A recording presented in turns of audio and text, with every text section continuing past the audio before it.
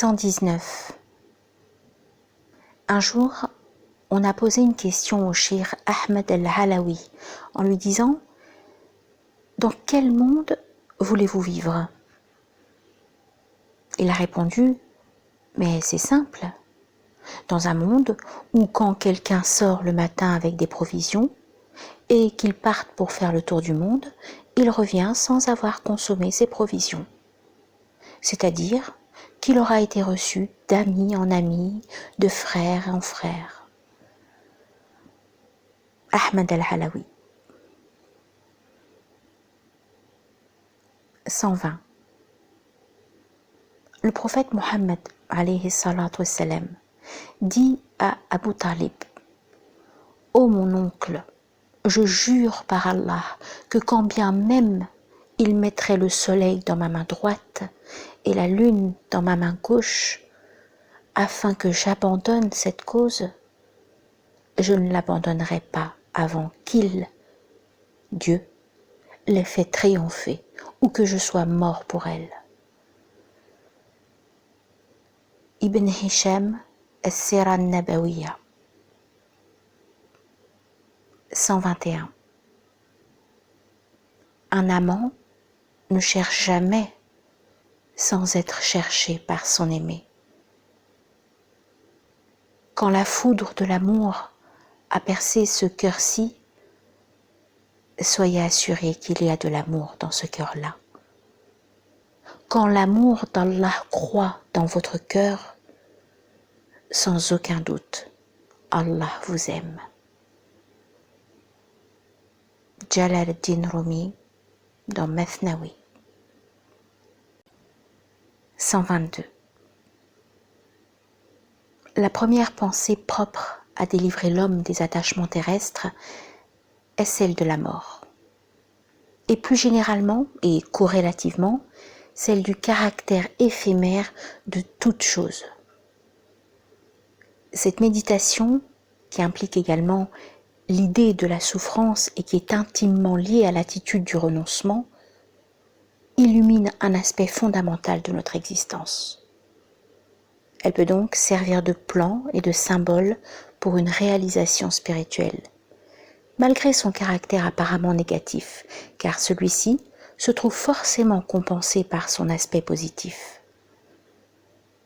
Se retirer du monde, c'est en effet s'ouvrir aux rayons divins.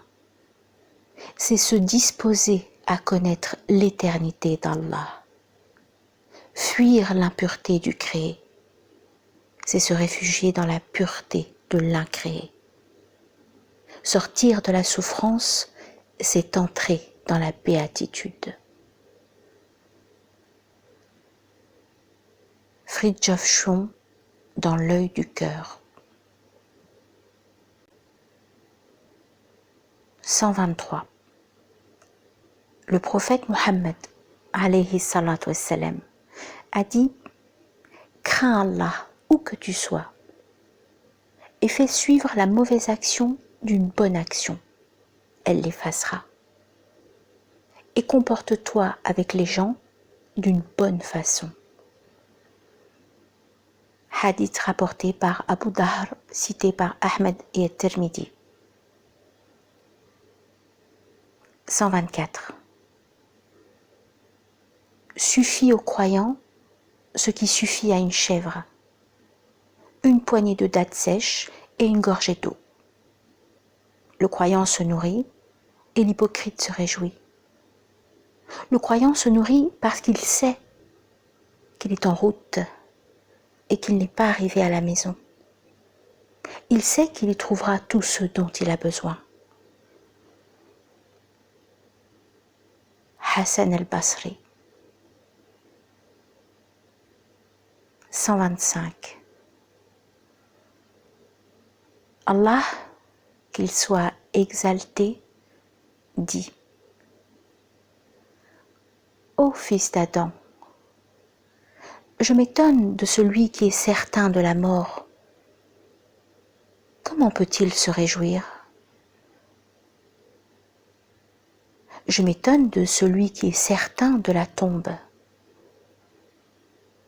comment peut-il sourire? Je m'étonne de celui qui est certain de la vie future. Comment peut-il se reposer? Je m'étonne de celui qui est certain du caractère éphémère du bas monde. Comment peut-il être si fier? Je m'étonne de celui qui a la langue savante, mais le cœur ignorant. Je m'étonne de celui qui se purifie avec de l'eau tout en négligeant la purification du cœur. Je m'étonne de celui qui s'occupe des défauts d'autrui tout en étant inattentif à ses propres défauts. Ne sait-il pas qu'Allah, qu'il soit exalté, voit comment il lui désobéit, ou de celui qui sait qu'il mourra seul, qu'il entrera dans la tombe tout seul et qu'il rendra les comptes? Comment peut-il se familiariser avec les gens? Il n'y a d'autre Dieu que moi, vraiment, et Mohammed est mon serviteur et mon messager.